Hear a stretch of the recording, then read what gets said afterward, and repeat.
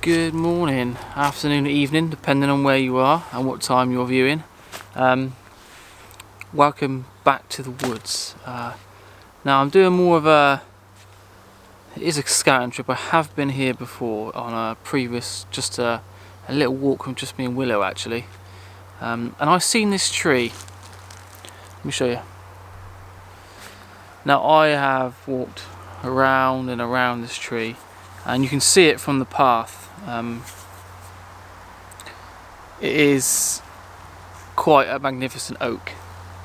So gnarly, there's lots of lichen and it's sort of growing around the tree. The tree is sort of like a real character. It's sort of a real hunkered in like to the ground. This coat of lichen is really cool. And it's got, obviously because it's dead, it's got sort of thick foliage all around the trees, and where it's dead it's all clear above.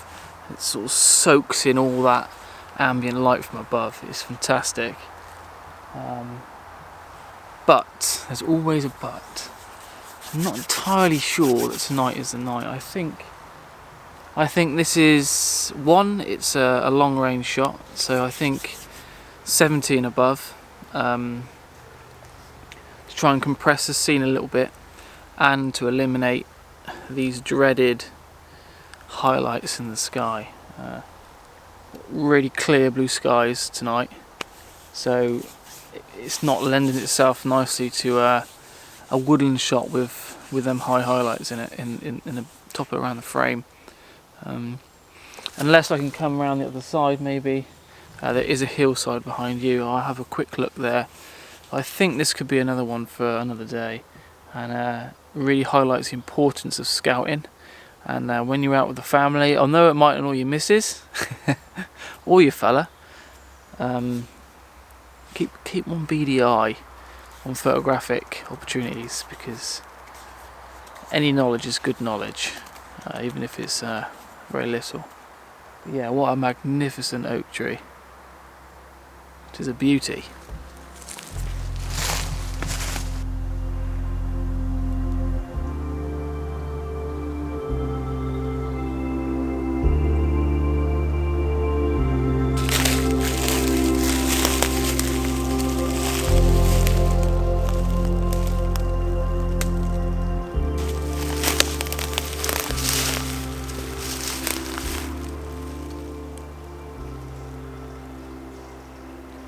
Now I couldn't resist, it's just too nice to pass.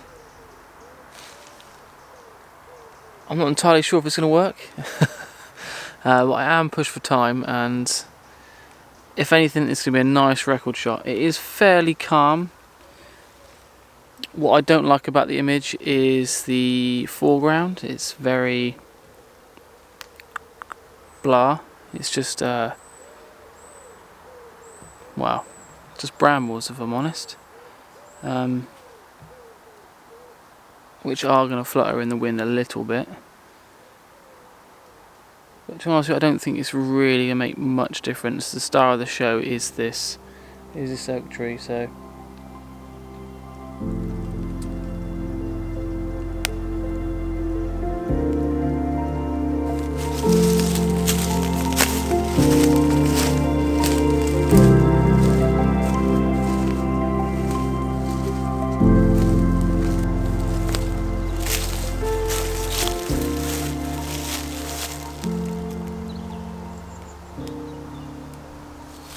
Right, so what am I doing? I am shooting the tree, like I said I probably wouldn't do, but I am, just because I love the tree. I'm getting around 1 and 2 second exposures, and I'm sort of manually bracketing. I don't think I need to.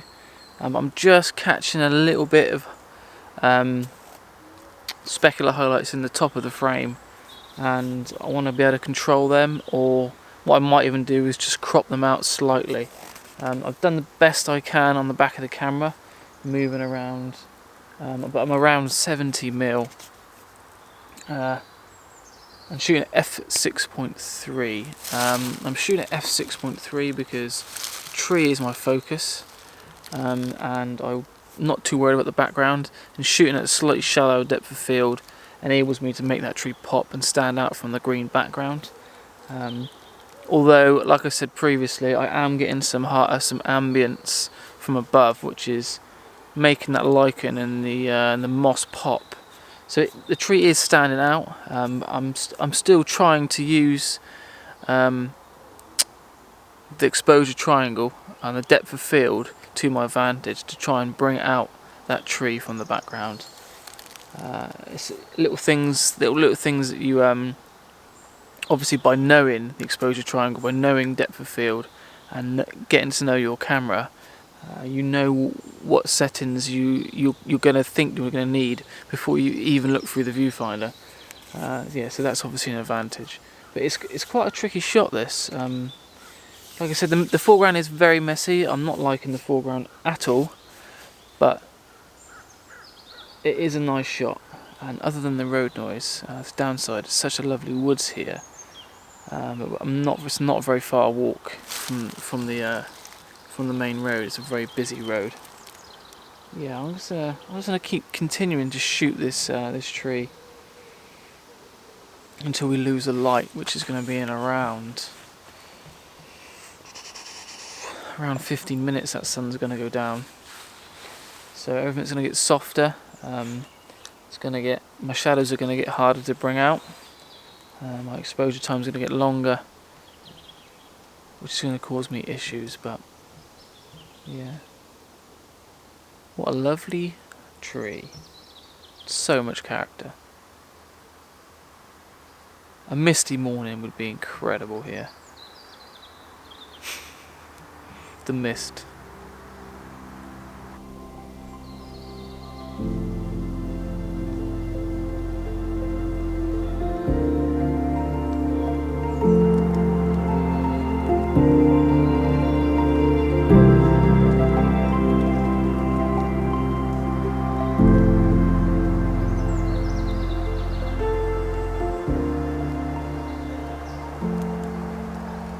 So I'm also using a polarizer, and polarizers in the woods are absolutely essential for me.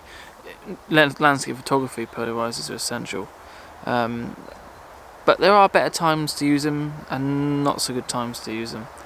If not so good, yeah, not so good is proper English. Yeah, sometimes they are more effective than others, and depending on what you're shooting and the conditions themselves. Because I've got ambient light, it's haze, which causes atmosphere, so I don't want to cut through that really. It's almost like when you've got mist.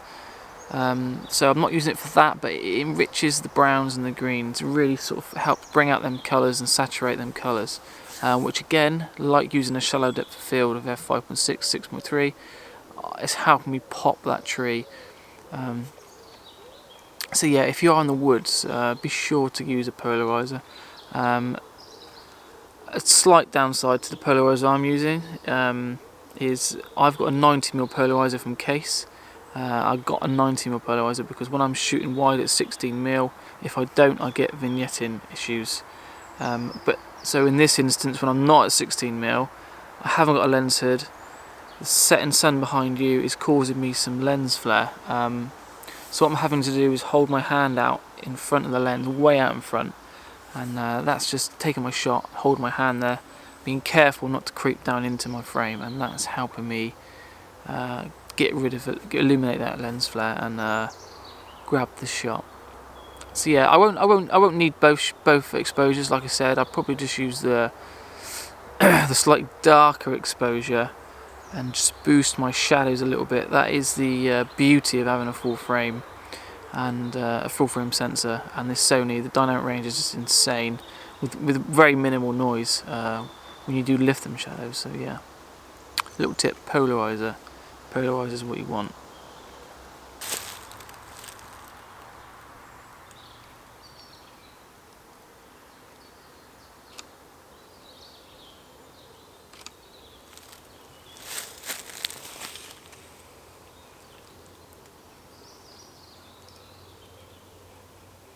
Right, I've come a fair bit closer to the tree. I'm using the tree as a frame. I'm putting the trunk on the left, but giving it a little bit of room on the left. I'm not cutting it off. like I have done in the past, so you can't see how big the tree is. I've given a little bit of room because I like the ambient light on the left hand side from that setting sun, which has set but it's still a little bit of afterglow. Getting the light from above, and I've got some nice branches which disappear into the distance, which have got lichen on and moss, and they're sort of being lit by the ambient light above. So what I've had to do is choose a slightly smaller aperture, which gives me a greater depth of field because of those branches, and I've got a lot closer, and I'm shooting right out 70mm. I'm compressing the scene and I've got close to the scene. So I'm having to use f8 to help some of them branches that are further off into the distance come into sharpness, as well as the trunk. But I don't want to go to f16 or f11 or f13 because I want to still keep that background a secondary part to the scene. I want that tree to pop still. I'm using a polarizer which does hold back the exposure. It does cut about 1.5 stops light out. Which in this instance, if I'm honest, I don't really need now, which I might take off now, and that helped me keep them shutter speeds a little bit faster. I'm around ISO 200 now. I've had to bump that up to keep my exposure under 10 seconds. Although there's nothing moving in my scene, I still would like to keep that shutter speed a little bit faster than that, if I'm honest. But yeah. It's a real good exercise. I'm really enjoying this tree. It's such a beautiful tree, and it's a place that I'm going to come to time and time again. Especially I think as we hit them fall colours that we're getting now, as it goes deeper into fall, or fall, my yank, into autumn, we're going to get more colours in the background because the tree's dead. So the tree isn't going to change too much in colour. The background and surroundings will, and this horrible bramble nonsense on the ground. So once that sort of settles and dissipates away, a little bit of mist, and you know, we are cooking with a fantastic shot. So yeah, I think that could be it. That could be it for light.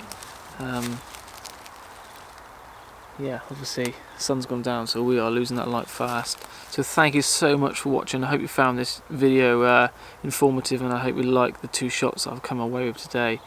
They are test shots, they are more for scouting images, like I've said already, but I hope you like them either way. Yeah, it's just a nice tree, it's a nice woods, it's just nice to get out of the camera. Right, I'm going to head home now. I think I've pretty much exhausted this tree. Well, not so much the tree, I've exhausted the light. It's fading fast and I've got to walk back to the car. So yeah, the experiment coming forward is I definitely think there's a shot there, but whether some of them branches might lead you off out of the frame is arguable. But it's nice to try new angles and really home in on one specific tree, especially in the woods. You can just get lost. So yeah, it's nice to home in and sort of work one composition. But yeah, I think I'm gonna shoot off. But before I go, last week's video, I did mix it up a little bit with the music. Didn't go down too well with some people, but there you go. And maybe I didn't make it clear. I am not paid or in any way swayed by Three Legged Thing to review Mike. Yes, they lent it to me for nothing, but I've got to give it back, and I am going to give you my thoughts on it in the next 4 weeks. But they're going to be thoughts, honest thoughts. They're not swayed, like I said, in any way. I'm not paid. It's not a paid endorsement for Three Legged Thing. You are sat on Winston, which I've had for about 6 years, and I love it. I reached out to them, they reached back, and here we are. So yeah, maybe I didn't make that quite clear last week. I think some people thought that maybe I was a bit of a three-legged fanboy, which I am, but not financially. So yeah, I just thought I'd clear that up. Right, see you next week. Ciao.